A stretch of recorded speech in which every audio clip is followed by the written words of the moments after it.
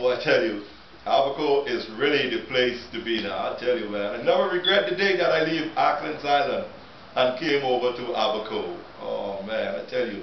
You know, being in Auckland's, it was great, you know, fishing in, you know, doing construction work. That was, you know, all we had to do. But let me tell you, you know, I ever used to be dreaming about Abaco from way back in the days. You know, all the way back from in the 60s when we were going to school by boat. You know, we had to get it because didn't even have no road to get to where we was going to school. And my daddy had a Abaco built boat. It was the fastest boat and it was the strongest boat that I have ever built. So we was the, you know, my daddy and my mom was the staff from way back in the days then. And you know, I ever say I want to come to Abaco.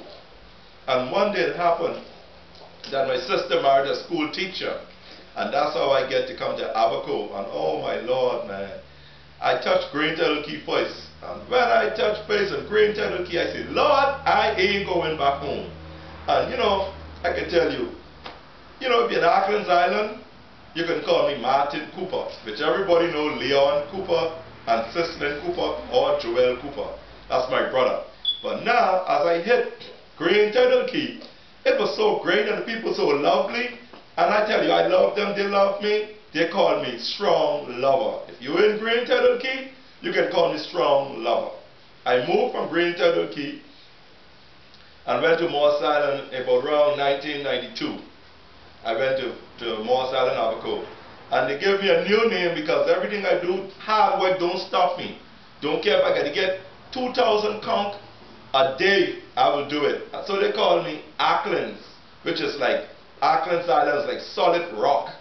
So you don't deal with no bulldozer, you have to deal with dynamite. Even dynamite had trouble to get those holes them blow up. And you know, I leave Morse Island and Abaco, and in 1995, I came over to Marsh Harbour, Abaco. And that's where I went on a fishing trip there with one of my friends. And when we went on a fishing trip there, because everybody, you know, was so nice over here. And when I went over on a fishing trip, the weather picked up very, very bad. So after the weather picked up there, we came aboard the boat pretty early. And you know, me and one of the crew was arguing because I didn't went to get my food when everybody eat. So 12 o'clock that night, I went in the kitchen to get my food. And you know, it was so crowded, we had about roughly 20 boats on top of a 45-foot boat. And it was so crowded, we sleep all about in the engine room, wherever, and the captain sleep, him and one of the crew, he was a great worker, they sleep up in the captain room. And that's where the kitchen was. And when I went to get my food, one of the crew started to argue with me. He said, Mr. Cooper, when you see the kitchen is closed, you need to learn to leave it alone. I said, man, don't tell me about what I should do. Because the other night, 2 a.m., the other night he was there cooking food and he already eat. Right? With me now, I was watching my boat. I didn't even have no bilge pump. Things were so bad and rough.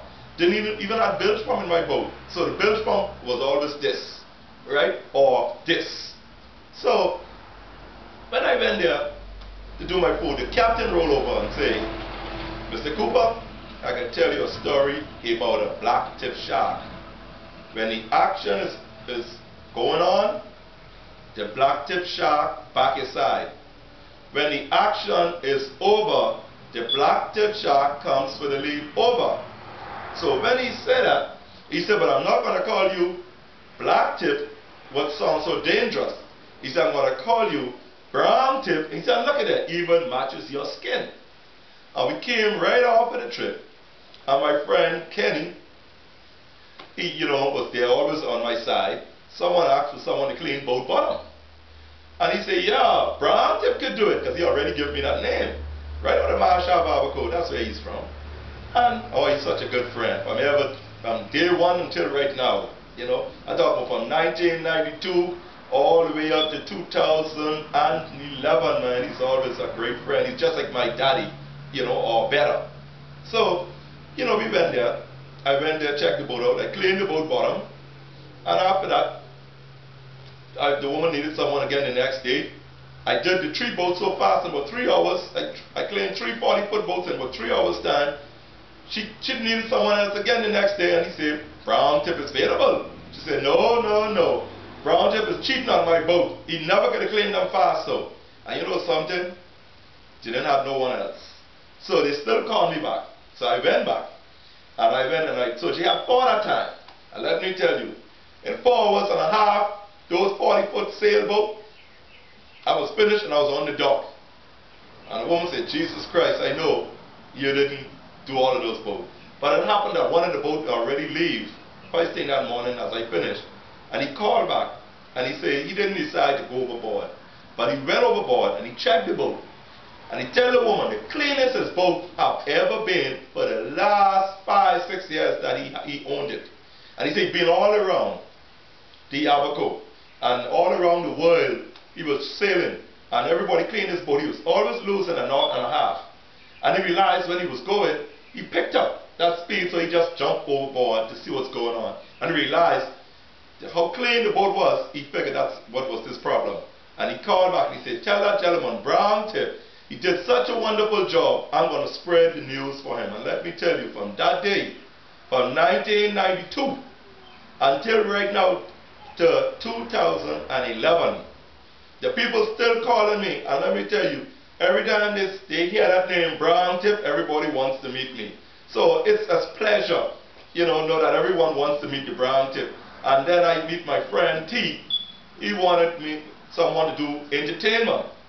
And when it comes to hand construction saw, what you use to build house, that's what we used to use for instrument. And when we use that, we just use it like a knife or screwdriver. And we'll rig that scrape. Like, we'll always be saying, all day, all night, Miss Mary Ann, oh my Lord, down by the seaside, sifting sand. That was just those days, sounds way back in the days. And it happened that those people went out of business, so I decided to keep going, and I opened up my own business, Browntip, boat bottom cleaning. And then after that, my friend started me off with a rake and scrape. He dropped it, but I tell you, boy, I come from a solid rock. You hear that? No sinking sand, solid rock. He dropped it. And when he dropped it, I just take it and run with it. And I start off my own thing as a one-man band. And when I went and started to do it, everybody wanted, how could I do it? Just set up my little instrument there, whatever I had. You know what I mean? And when I did that there, I started doing it called Browntip, Rake and Scrape. And after people begin to see it there, they just begin to hire me, so I begin to travel all around like snappers. I used to play there like up to 2009. I played there very often. Then you go over to Grabbers, to Great Guanakee. Over to Guanakee there, I used to be doing entertainment there by Grabbers, they're our favorite spot. And then the Boat Harbor, oh my Lord, that was another place that they always look out for me there, man. I tell you. The gentleman, my boss, to all the workers, they are so nice and lovely. To Abaco Beach Resort, right by the pool there, be a restaurant, bar. That's where I do my entertainment, like every Friday from 8 to 10 in the afternoon. The Browntip, Rake and Scrape always be there, So, let me tell you, it's a pleasure. It's a hard work, being honest, it's hard work, but it's great workout, you know what I mean? So, I don't run. When it comes to hard work, when you say, you call in Mr. Cooper name, better known as Browntip, Rake and Scrape. Or if you don't know me as Browntip, Rake and Scrape, Browntip, boat bottom cleaning. You don't know me as Browntip, boat bottom cleaning, you can call me Martin Cooper. You don't know me as that, you can say Madison Cooper. You don't know that? Call me Auckland Sign.